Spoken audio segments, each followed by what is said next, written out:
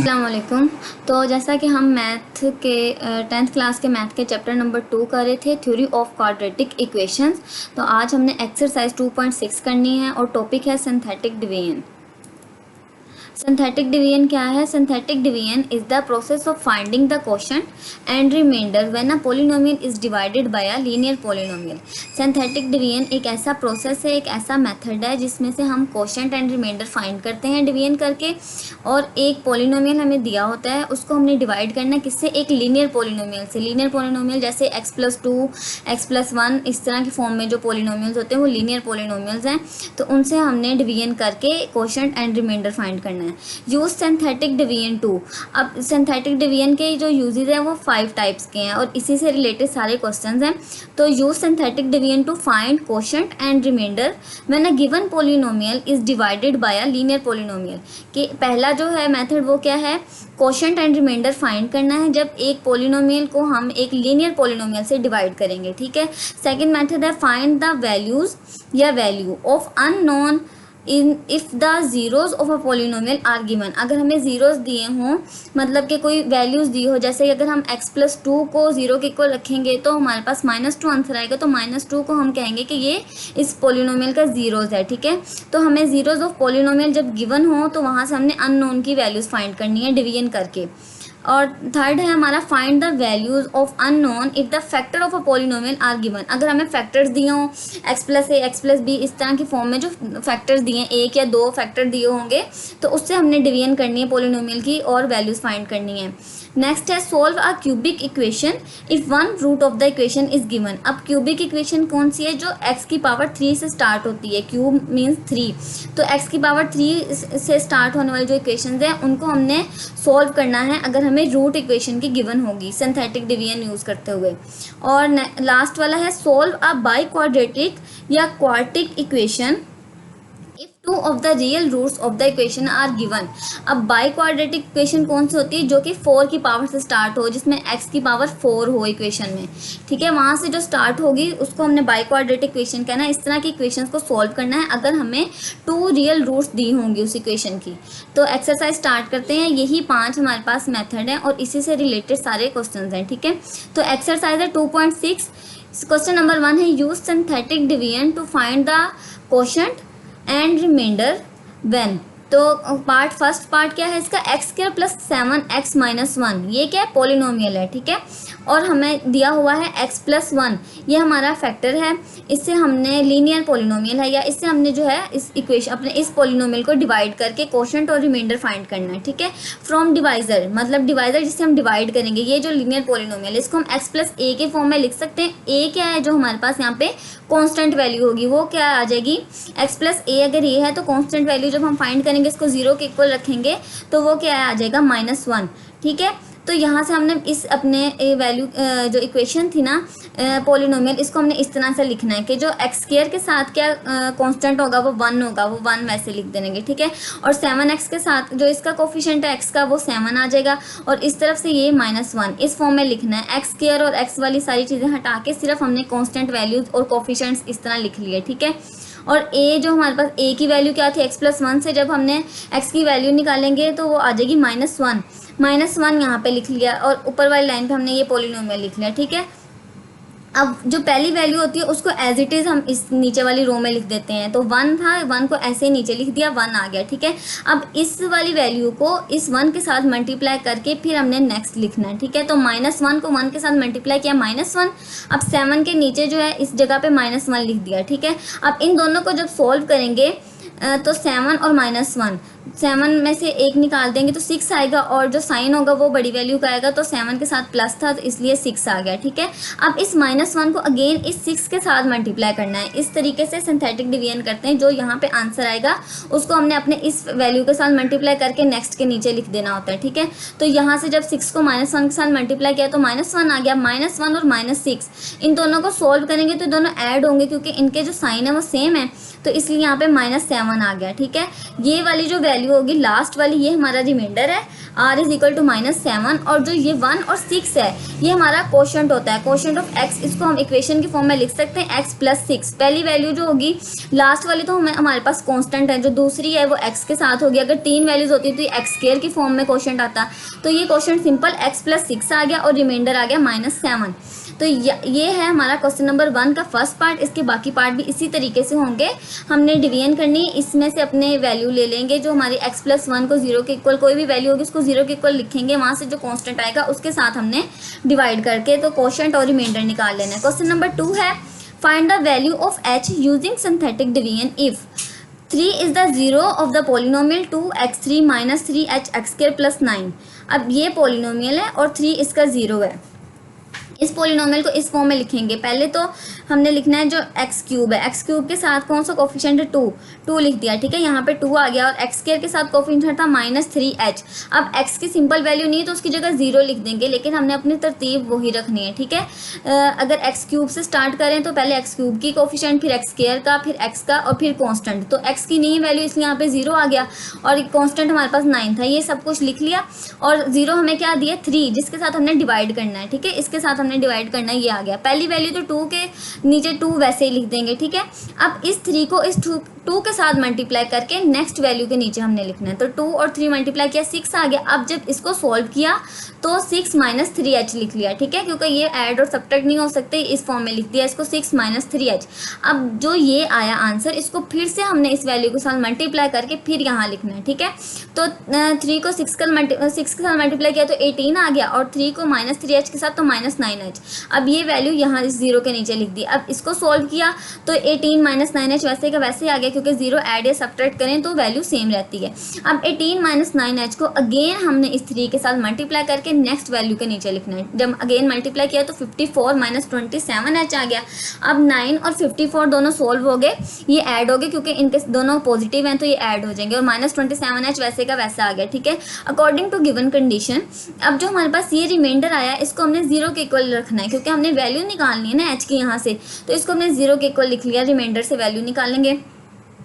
तो 0 के इक्वल लिखा, फिर हम कांस्टेंट टर्म उस तरफ ले गए, और इधर -27h था, इधर -63 हो गया। अब h की वैल्यू जब निकालनी है तो h के साथ -27 मल्टीप्लाई हो रहा है, तो इस तरफ ले जाके इसको डिवाइड कर दिया, -63 ओवर -27 आ गया, ठीक है।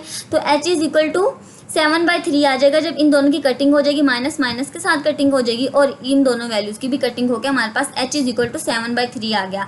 इस तरीके से हम अननोन की वैल्यू फाइंड कर सकते हैं, अगर हमें पोलिनोमियल और एक 0 उसका गिवन हो, कोई वैल्यू गिवन हो, ठीक है। तो नेक्स्ट क्वेश्चन है हमारा question number 3, use synthetic division to find the values of L and M if first part है इसका x + 3 and x - 2 are the factors of the polynomial x³ + 4x² + 2lx + m। यहाँ तक हमारा ये question है, ठीक है। तो दो फैक्टर्स दिए x + 3 और x - 2, ये दोनों फैक्टर्स हैं। पोलिनोमियल हमें इस फॉर्म में दिया, क्यूब वाली फॉर्म वाला पोलिनोमियल है, और यहाँ से हमने दो वैल्यूज़ निकालनी l और m की, ठीक है। तो हम इसको सबसे पहले जो है वो as x + 3 is factor of given polynomial, so from divisor x + a here a is equal to -3। मतलब कि अगर x + 3 हमारे पास हमें फैक्टर दिया हुआ है तो वहाँ से a की वैल्यू क्या आ जाएगी, -3 आ जाएगी, जो कांस्टेंट हमें चाहिए होता है, ठीक है। तो a की वैल्यू आ गई -3। अब जो हमारी इक्वेशन थी, जो पोलिनोमियल था, उसको हमने इस फॉर्म में लिख लिया पोलिनोमियल को, ठीक है। पोलिनोमियल हमने कैसे लिखा, x³ + 4x² + 2lx + m है। तो x³ का कोफिशिएंट क्या है 1, तो यहाँ पे आ जाएगा 1, और x² का था 4, और यहाँ हमारे पास 2l है, और m क्या है, कांस्टेंट आ गया, ठीक है।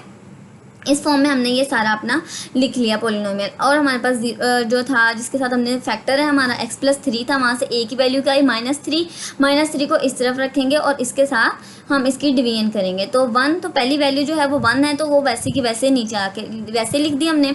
अब -3 को 1 के साथ मल्टीप्लाई किया तो -3 आ गया। -3 को नेक्स्ट वैल्यू के नीचे लिख देंगे 4, और उसके नीचे आ गया -3। जब ये दोनों सोल्व होंगे तो 4 में से जब 3 हम सब्ट्रैक्ट करेंगे तो 1 आ जाएगा। अब 1 को -3 के साथ मल्टीप्लाई करके फिर से नेक्स्ट वैल्यू के नीचे लिख दिया। तो 1 को -3 के साथ जब मल्टीप्लाई किया तो -3 आ गया। तो 2l माइनस 3 ये सॉल्व नहीं हो सकता है, इसलिए हमने इसको ऐसे लिख देंगे 2l माइनस 3। अब 2l माइनस 3 को अगेन माइनस 3 के साथ मल्टीप्लाई किया तो क्या आ जाएगा, m के नीचे हमने क्या लिखना है, 2 को जब माइनस 3 के साथ किया तो -6l और -3 और -3 मल्टीप्लाई होकर -9। अब -6l + 9 वैसे लिख दिया। अब ये तीनों वैल्यूज ऐसे लिखी जाएंगी m -6l + 9। ठीक है, ये हमारे पास रिमाइंडर है। अब वैल्यूज निकालने के लिए m और l की क्या करेंगे, रिमाइंडर को 0 के इक्वल पुट कर दिया। जब रिमाइंडर को 0 के इक्वल पुट किया हमने m -6l + 9 = 0। तो यहाँ से जो कांस्टेंट वैल्यू थी उसको हम दूसरी तरफ ले जाएंगे तो वो क्या, उसका साइन चेंज हो जाएगा। तो m -6l = -9, इसको हमने क्वेश्चन नंबर 1 का नाम दे दिया। ठीक है, अब दूसरा फैक्टर लिया हमने, पहले एक फैक्टर सोल्व किया, अब दूसरे फैक्टर से as x minus 2 is factor of given polynomial from divisor x minus a, here a is equal to 2। तो a की वैल्यू क्या आ जाएगी, 2 आ गई। अगर x minus 2 हमारे पास एक फैक्टर है तो हम इसमें से वैल्यू जब निकालेंगे तो वो हमारे पास 2 आ गई है। ठीक है, अब सेम इसी तरीके से हमने 1, 4, 2, l और m की फॉर्म में पोलिनोमियल को ऐसे लिख लिया सारे कोफिशिएंट्स को, और 2 के साथ डिवीजन करेंगे। 1 तो वैसे के वैसा नीचे लिख दिया 1। अब 2 को 1 के साथ मल्टीप्लाई करके लिखा 2, ये दोनों वैल्यूज पॉजिटिव है इसलिए ये ऐड हो जाएंगी तो 6 आ गया। अब 6 को 2 के साथ फिर से मल्टीप्लाई करके नेक्स्ट वैल्यू के नीचे लिखेंगे तो 2l के नीचे क्या लिख देंगे 12। अब 2l + 12 यहाँ तक हो गया, ये ऐसे आ गया। ठीक है, अब 2l + 12 को अगेन 2 के साथ मल्टीप्लाई करके नेक्स्ट वैल्यू के नीचे लिखेंगे तो 4l + 24 आ गया। अब ये तीनों वैल्यूज पॉजिटिव हैं तो इनको हम इस फॉर्म में लिख देंगे m + 4l + 24। अब जैसे हमने पहले किया रिमाइंडर को 0 के इक्वल रखेंगे, इसी तरह इस फैक्टर का जो रिमाइंडर है उसको भी 0 के इक्वल रख लिया। m + 4l + 24 = 0। ठीक है, उसके बाद हमने कांस्टेंट टर्म को इस तरफ ले आएंगे तो m + 4l = -24, ये हमारी इक्वेशन 2 हो गई। अब दो इक्वेशन आ गई थी हमारे पास 1 और 2। अब m और l की वैल्यूज फाइंड करनी है तो हम इनको ऐड या सब्ट्रैक्ट करेंगे ताकि एक वैल्यू जो है वो कैंसिल हो जाए और दूसरी की कोई ना कोई वैल्यू आ जाएगी। तो हम इन दोनों इक्वेशंस को सब्ट्रैक्ट कर देते हैं। Subtracting equation 1 from equation 2। Equation 2 में से 1 इक्वेशन को सब्ट्रैक्ट कराना है हमने। m + 4l = -24 और सब्ट्रैक्ट किया हमने -m + 6l = +9। ये वाली जो हमारी वैल्यू थी इसको जब हमने लिखा m - 6l = -9 था, तो जब सब्ट्रैक्ट करते हैं तो इनके नीचे वाली इक्वेशन के साइन चेंज हो गए। ठीक है, तो ये -m + 6l = +9 हो गया। अब m और ये -m इनकी कटिंग होगी और यहाँ से 4l और 6l जो है दोनों ऐड होकर 10l आ गया। -24 और 9 में से सब्ट्रैक्शन कर दी हमने और साइन क्या लगेगा, -24 का बड़ी वैल्यू का तो आ जाएगा -15।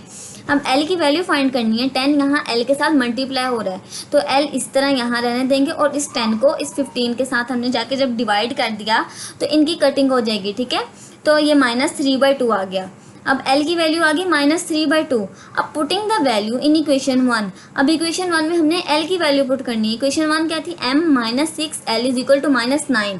अब l की वैल्यू आई है -3/2, वो हमने सिंपली इस इक्वेशन में पुट कर देनी। m - 6 - 3/2 = -9। अब यहाँ से क्या आया, m माइनस, तो ये माइनस और माइनस क्या था, ये दोनों पॉजिटिव हो जाएंगे और 2 के साथ 6 की जब कटिंग होगी 2 3 * 6 होता है तो 3 और 3 मल्टीप्लाई होकर 9 हो गया। ठीक है, तो m + 9 आ गया जब हमने इस चीज़ को सोल्व किया। और इस तरफ क्या था -9, अब m इस तरफ रहने दिया अकेला और ये +9 उस तरफ जाके नेगेटिव हो गया तो -9 - 9 = -18 हो गया। दोनों के सेम साइन है तो हम इन दोनों को ऐड कर देंगे तो -18 आ गया। m की वैल्यू आ गई -18 और l की वैल्यू क्या आई थी -3/2। यहाँ तक ये क्वेश्चन सोल्व हो गया। अब इसी तरीके से हमने इसके बाकी पार्ट्स जो है वो सोल्व करने। ठीक है, नेक्स्ट क्वेश्चन है question number 4। Solve by using synthetic division if. सोल्व करना है सिंथेटिक डिवीजन यूज़ करके। अगर हमारे पास 2 is the root of equation, एक इक्वेशन है उसकी हमें रूट क्या दिए, 2 रूट है और ये इक्वेशन है। अब इसकी सिंथेटिक डिवीजन करवानी है। ठीक है, तो सबसे पहले हम इसको इस फॉर्म में लिख लेंगे। x3 का जो कोफिशिएंट है वो 1 है, x² की वैल्यू नहीं है हमारी इक्वेशन में तो यहाँ 0 आ जाएगा। x के साथ कोफिशिएंट क्या -28 वो लिख देंगे और लास्ट पे जो है कांस्टेंट वैल्यू 48 ये लिख दी। इस तरीके से इक्वेशन को लिख लिया। अब 2 के साथ इसकी सिंथेटिक डिवीजन करा दिया, 2 यहाँ लिख लिया। अब पहली वैल्यू एज इट इज़ नीचे वैसे ही लिख देते हैं 1, तो नीचे आ गया 1। अब 2 के साथ इसको मल्टीप्लाई करके नेक्स्ट वैल्यू के नीचे लिखेंगे तो 2 आ जाएगा। 0 और 2 जब ऐड होंगे तो 2 ही आ गया हमारे पास। 2 को 2 के साथ मल्टीप्लाई करके नेक्स्ट हमने इसके -28 के नीचे 4 लिख दिया अब ये सोल्व हो के -28 में से 4 जब निकाला तो -24 आ गया, साइन बड़ी वैल्यू का लगा, यहाँ तक हो गया, ठीक है। अब 2 को -24 के साथ मल्टीप्लाई किया तो -48 आ गया, 48 पॉजिटिव और 48 नेगेटिव दोनों कैंसिल होकर 0 आ गया। अब हमारे पास रिमाइंडर क्या है, 0, और ये हमारी इक्वेशन आई है, ठीक है। इसको हमने इक्वेशन के फॉर्म में लिख लिया। 3 वैल्यूज हैं तो यहाँ से स्टार्ट करते हैं। पहली कांस्टेंट है, दूसरी x के साथ लिखनी है और तीसरी x स्क्वायर के साथ, तो ये आ जाएगा x square plus 2x minus 24 is equal to 0। यहाँ तक आ गया। अब उसके बाद क्या करेंगे, हम इसको सॉल्व करेंगे, ठीक है। नेक्स्ट किस तरीके से कर सकते हैं, हम इसको फैक्टराइज कर सकते हैं, फैक्टर बना लिया हमने, ठीक है। अब 2 को हमने 6x माइनस 4x की फॉर्म में लिख सकते हैं, क्योंकि अब 6 और -4 को जब मल्टीप्लाई करेंगे तो 24 आ रहा है, और जब ऐड या सब्ट्रैक्ट करेंगे तो हमारे पास ये सेंटर वैल्यू आ जाती है। तो x square plus 6x minus 4x minus 24 की फॉर्म में लिख लिया इस इक्वेशन को। अब कॉमन ले लेंगे यहाँ से, x स्क्वायर प्लस 6x में से क्या कॉमन ले सकते हैं, x कॉमन ले लिया तो x इंटू एक्स प्लस 6 आ गया, ठीक है। और इधर -4x माइनस 24 में से -4 कॉमन ले लिया तो यहाँ -4 इंटू एक्स प्लस 6 आ गया, 2 फैक्टर बन गए, x plus 6 and x minus 4, ये 2 फैक्टर आ गए। अब x प्लस 6 को भी 0 के इक्वल लिख लिया, x माइनस 4 को भी 0 के इक्वल लिख लिया। यहाँ से x की वैल्यू आ गई -6 और x माइनस 4 से क्या वैल्यू आएगी, जब ये -4 उस तरफ चला गया, ये 4 पॉजिटिव आ गया तो x की वैल्यू 4 आ गई। तो so the roots of equation are, एक रूट जो हमें क्वेश्चन में दी थी 2 और 2 रूट्स जो हैं वो इस इक्वेशन को सोल्व करके जो हमारे पास आई है -6 और 4, यहाँ ये इस फॉर्म में हमारा आंसर आ गया। इस तरीके से हमने इस इक्वेशन को सोल्व कर लेना है। और लास्ट क्वेश्चन है हमारा question number 5, solve by using synthetic division if. Question number 5 का फर्स्ट पार्ट है 1 and 3 are the roots of the equation x4 minus 10x square plus 9 is equal to 0। अब ये इक्वेशन है बाई क्वाड्रेटिक इक्वेशन जिसमें x की power 4 से start हो रही है, ठीक है, और इसकी 2 रूट्स दी हैं। अब हमने इस इक्वेशन को सोल्व करना है सिंथेटिक डिवीजन से। सबसे पहले हम इसको इस तरह लिख लेंगे कि कोफिशिएंट्स लिखने हैं। पहली रो में तो x4 से स्टार्ट हो रही है, x4 का कोफिशिएंट है 1। अब x3 वाली वैल्यू नहीं है तो की जगह आ जाएगा 0। एक्स स्क्वायर की वैल्यू है, एक्स स्क्वायर के साथ क्या है, कोफिशिएंट है -10, तो -10 लिख देंगे। एक्स नहीं है इक्वेशन में तो वहाँ उस एक्स की जगह भी 0 आ जाएगा। और लास्ट पे हमारे पास कांस्टेंट है 9। इस फॉर्म में हमने सारी अपना इक्वेशन को लिख लिया, ठीक है। और रूट है, सबसे पहले हम लेंगे 1 को, उसके बाद 3 यूज़ करेंगे। पहले लिखा 1, तो 1 को लिखा जब हमने, ये वाला जो 1 है ये एज इट इज़ नीचे आ गया। अब इस 1 के साथ इसको मल्टीप्लाई किया तो 1, 0 के साथ 1 को ऐड किया तो यहाँ भी 1 आ गया। 1 को अगेन 1 के साथ मल्टीप्लाई करके नेक्स्ट वैल्यू को नीचे लिखेंगे तो -10 और 1 जब सब्ट्रैक्ट होंगे तो हमारे पास -9 आ गया। अब -9 को 1 के साथ मल्टीप्लाई किया तो -9, 0 और -9 ऐड होंगे तो -9 आ जाएगा। अब -9 को फिर से इस 1 के साथ मल्टीप्लाई करके नेक्स्ट वैल्यू के साथ नीचे लिख देना हमने। तो 9 के नीचे जब -9 लिखेंगे दोनों सोल्व होकर 0 हो जाएंगे, एक पॉजिटिव एक नेगेटिव, इसलिए 0 आ गया।